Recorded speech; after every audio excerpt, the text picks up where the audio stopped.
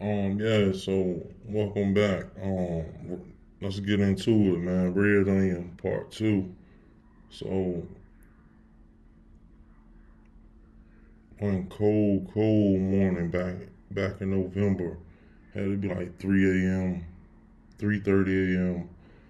Um, I'm in my cell, sleep at receiving. My son in there asleep. Um, I'm 16. He about maybe close to 30, maybe 28 or so. Both of us got life sentences or whatever, sentenced to die in prison. So funny thing is, I had my run-ins at receiving, right? So never did I catch an infraction. I ended up going to segregation, couple situations I did take part in.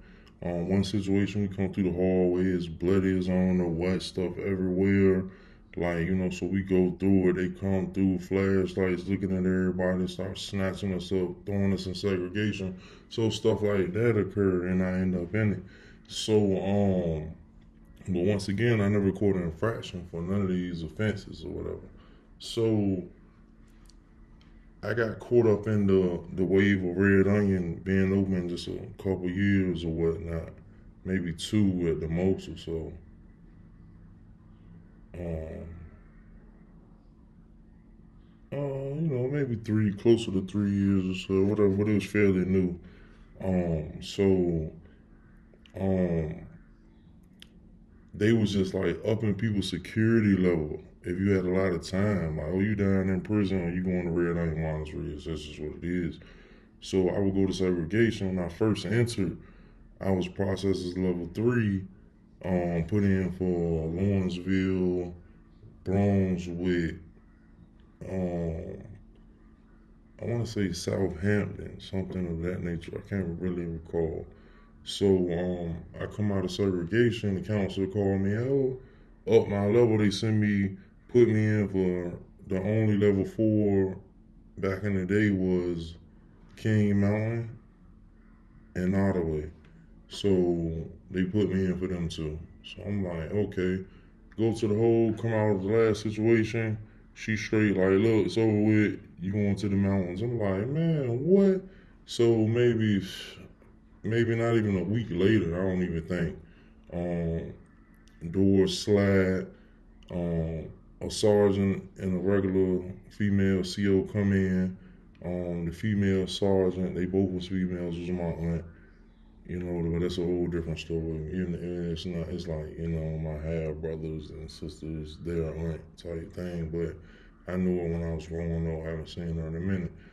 So they come in, bring us these bag lunches with an orange in it, a sandwich in it, um, and a little packet of juice in it.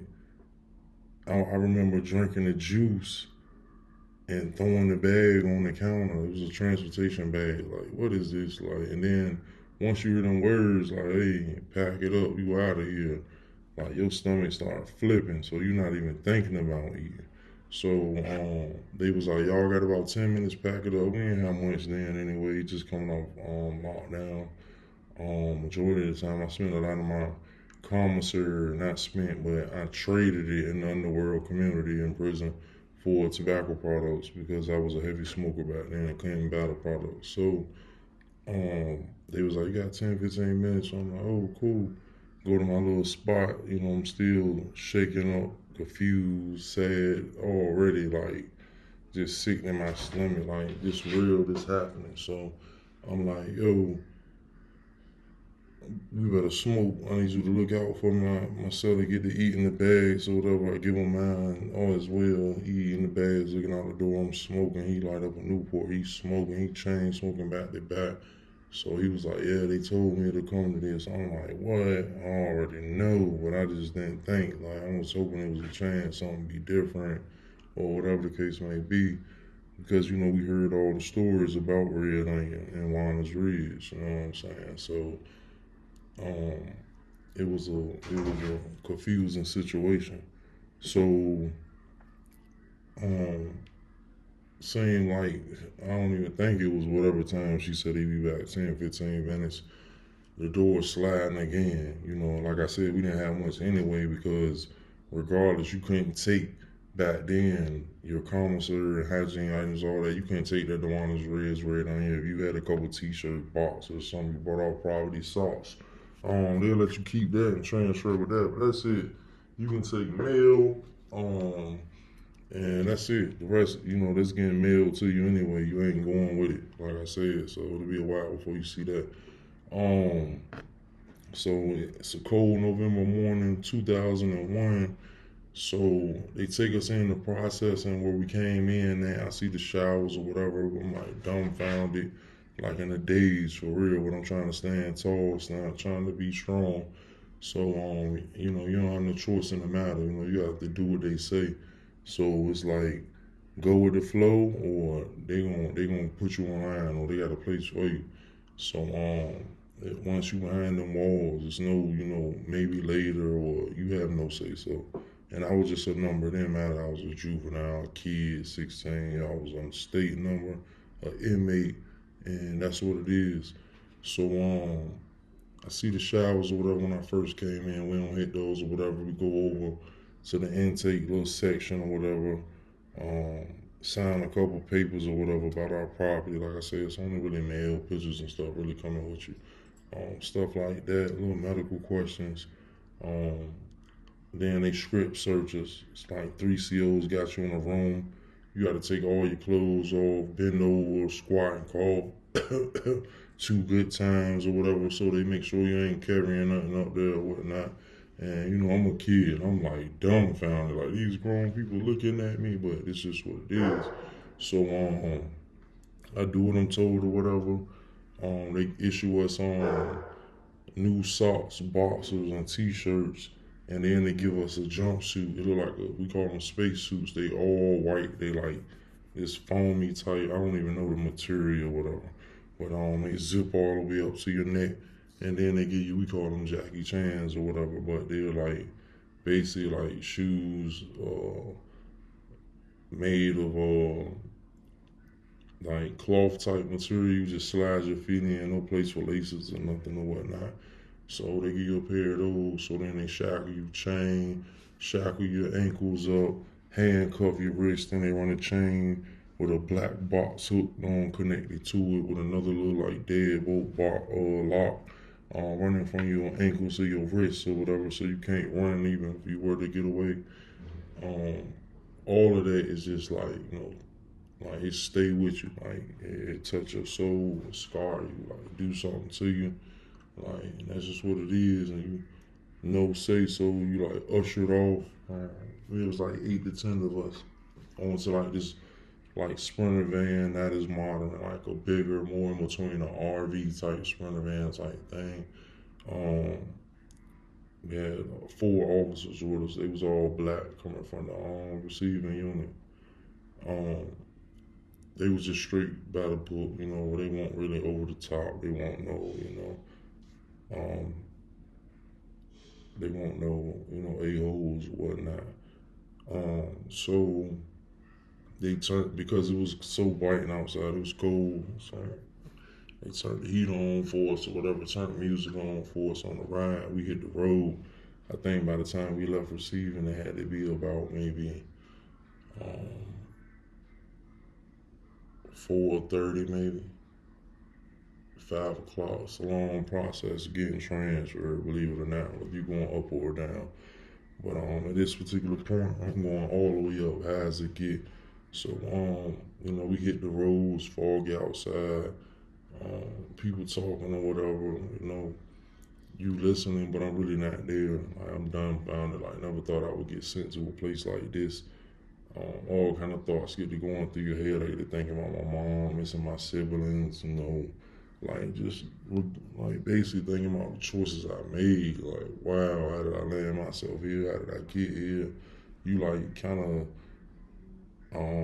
beating yourself up inside, but trying to muster a smile or a composure or a mask as if you're strong, but you don't have no choice but to be strong or weak. There's no in between in this situation. So even as a kid, I had to muster it up, but I was lost in my thoughts on the ride. I didn't know Virginia was that big. I was like, wow, I'm so far away from home. I never been this far away from home, with my mom, my sibling, my family, and I just never thought this day would come to this. But you listen to the guys crack jokes and stuff. Everybody out there have life sentences, meant to die in prison. Like, it's just what it is. Some guys still kept their humor, still crack jokes, whatever. Try to talk to the officers. You'll get a little kick it about the outside world or whatever. But some kept it short. And I remember one officer telling us, it was actually said multiple times, like, man, why y'all get sent up here? I hate coming up here, man. And it just added on to my anxiety and I'm sad, angry, like confused all at one. Like I'm like, yo, you really lost and confused because you don't know what awaits you here. You heard so many stories, like I said, but you really don't know what awaits you. So after this long drive, shackles cutting into you, ankles to wrist, um, we finally pull up like in the western region. Seemed like the ride would never stop. We started to escalate, ears popping. Like I never been in the mountains, roads winding. It was crazy to ride there. Butterflies, stomach up and down. But we ended up getting to the western region, started stopping at Marion for a bathroom break. And they gave us another one of them sack lunches. Nobody out there ate it. Everybody drank their juice. You thirsty. It's a long ride. We probably been on the road about 10 hours by now. It's evening time. We get to Marion. It's so creepy out there. Like vines growing up the wall like a scary movie and stuff. Like so that added on to the sadness and the feeling. The down energy that was just all around. So we get there, COs get out with shotguns and handguns, 357 falls, and letting us go to the porta potties they had on the site of Marion one by one or whatever. They watched everybody go. Then we loaded back onto the bus and hit the road back. Kept going deeper and deeper in the mountains. My soul, like they sending you where they send ghosts. You know what I'm saying? My soul's like this was a battle. Like red onion wines is meant to suck your soul dry. You know what I'm saying? So once we get like up in the mountains, one of the COs had let us know like y'all hitting the onion. I can't believe. They kept saying we don't know why y'all got sent to this region. What we knew, everybody up there knew was one of the two places we was going. Some dudes was up there from segregations for stabbings. Some of us, like I say, just got swept up to fill beds up there. Y'all dying up there level, sent on the red onion, Warner's Ridge. That's just what it is. We was just filling up bed space. They ain't see no redemption and it was no need for re-entry classes, redemption for real ones. They had a couple classes just to say they had it. But that's another story. Yeah, so we hit the highway more, couple more hours, what I can't really remember. We pull up, man. It's this eeriest place, man. It's the evening, sun going down. It's biting cold, way colder than what it was when we left where we was at. It was like, whoa. So as we pull up, the guy driving was like, man, I hate coming up here. I don't know why y'all came up here. So we go through the little gate or whatever, gotta be buzzed through.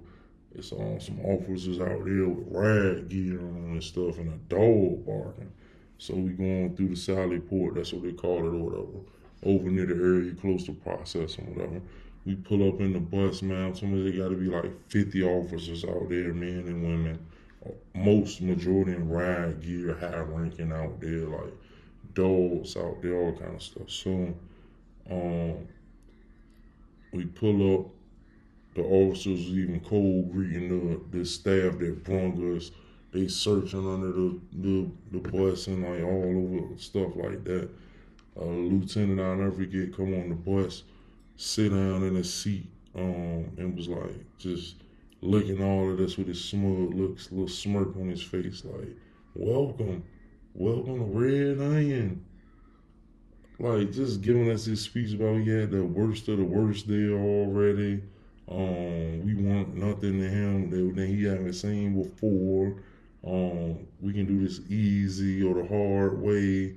Um, all of us got natural life, so just live out your natural life and just stay out their way type deal, whatever. I remember he looked at me, called me Babyface Nelson. He kept calling me Babyface. Babyface is my age. He was like, yeah, we've been hearing about you. You always seem to be in the wrong place at the wrong time with a lot of violence and blood spilling. Well, yeah, well, we like that kind of activity up here. So you come on with it. We don't care about your age. We don't care about your mama. Like, he just started going on to me. Like, I'm just like, I gotta take it. Like, what can you do? So, as he giving his speech and talking, they start snatching. I'm talking about snatching. Um, Dragging us off the bus, you know what I'm saying? One by one, right? So then it started, they'll take one, then they'll take two. But I'm talking, it's like a lot of officers around each inmate, intimidation factors and stuff. And back then, this just came into effect recently in the years, but they started allowing female COs to pet us down or whatnot. So back then they didn't play; they played by their own rules. They had some like they had video officers with camcorders. They had women behind them camcorders videotaping us as they escorted they did the whole process on video, so that if they bust your head, or did whatever they wanted to you, they can cut out what they want, and present the rest like you were the problem. That's what was going on back then. So I seen it, but they get us off the bus or whatnot. Um, of course, I get the same treatment, dragged off by multiple women spitting tobacco, men spitting tobacco, everybody looking evil. Like, it's not like they don't care. Everybody is high tension. They all being rough, violent. It's like that's just what it is. The temperament high. So I remember getting drugged in the silent port. Of course, people tell you on these trips, it's always gonna be one or two that is gonna go crazy with. So of course, out of nowhere, something go down with a dude. He butt naked. They got him on the ground, spraying him with mace, kicking him, hitting him, all kind of stuff. And you just gotta stand there, like, and the officers all around you, like, you better not flinch, like you better not act like you want to help him, boy. Like, I'm talking about, that's how they talk to you, your face, spit, tobacco juice. Back then, it was smoking in the prison system in Virginia. So officers used to chew a lot of them out there did the dip or the chewing tobacco, whatever. So we smoked. So some officers smoke. It was rare though. But anyway, that juice flying all in your face, so you gotta take it. Or if you wanna, try to act like you wanna stand up about it or do something about it, then there's consequences behind it. You definitely outnumbered and outgunned. So I go through the process, drug off the bus. They take you in, intake. Um, of course, make you get butt naked, cold floor. Um, they all around you talking, jump, throwing little, just all kind of homosexual slurs out there, just all kind of degrading stuff. Just trying to get you off your square, so wanting you to react or even make a face, so that they can use excessive force for no reason.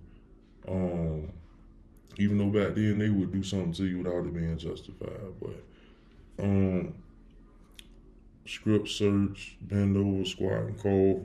They make you do it a few times. They get a kick out of it as a joke. You ain't coughing loud enough. You ain't squatting good enough. All that stuff. So finally, they change you into a two-piece shrub outfit. They give you socks, Jackie Chan's, everything brand new. So they know it came from their institution. You ain't got nothing hid, like you getting rid of whatever you came in. So um, next thing I know, the handcuffs go on me on the back, no chains, no nothing. And man, they drag. By now it's getting dark out. Like, they dragged me across the rec yard like a graveyard out there. It ain't like a prison. It look like a graveyard, man. One basketball, little teeny concrete slab, the basketball goal, and another one on far end. So man, they drag a few of us straight to segregation, solitary confinement, no ifs, ands, or buts about it. So they throw us in the cell. CO bring us back this little care package. Rule. They make sure you get the rule book orientation. Back then they was giving us like 2-stamp envelopes, couple blank pieces of paper to write on if you got lucky or whatever. Request forms, stuff like that. The basic necessities: soap, deodorant, toothpaste, toothbrush, stuff like that from the state, just to get you by until you can get money, if you can get money. But they threw us in there, and it was just like my soul was just, you know, sucked out of me. My spirit was just shattered. That's what I was built for. It was just an empty cell. I had a mat, my little bag, thin mattress. All you heard was guys moaning, yelling, banging, making noises. But that was real. They shut it down quick there. They was going in that cell. That's just what it was. But you always had some that just, moaned different things all night or banged all night. But that's also another part of the torture and torment that you got to deal with. It's psychological, it's mental. But I remember sitting in that cell like, wow, like this is it. Like this is where I'm at. Like